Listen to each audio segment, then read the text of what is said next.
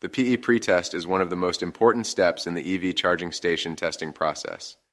It checks for hazardous voltage on the station housing and ensures the protective earth conductor is properly connected to ground. This test is a safeguard against potential risks like electric shock or equipment damage. Remember, if the test shows more than 50 volts, it's a red flag. Do not proceed. Now let's go over how to perform the test. Before beginning, you should already have the station you're planning to test configured and saved in the project menu of your FEV150. From the main menu, navigate to the test menu, then to the project list menu, and select the project your station configuration is saved to. Next, connect the FEV150 to the charging station.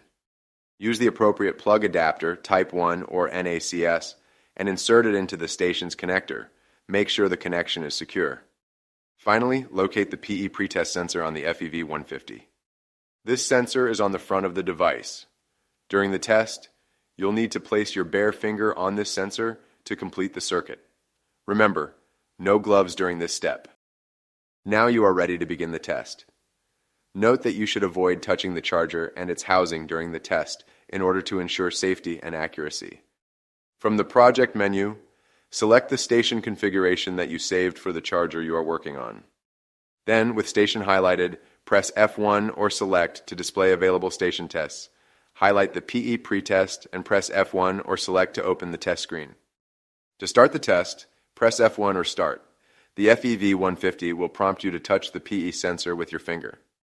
Place your bare finger on the sensor and hold it there for 3 seconds. Once the test is complete, press F1 or next to display the results. If the voltage detected is 50 volts or less, the test passes, and you can safely proceed with other tests. However, if the results exceed 50 volts, stop immediately. This indicates a potential safety issue with the charging station's ground connection.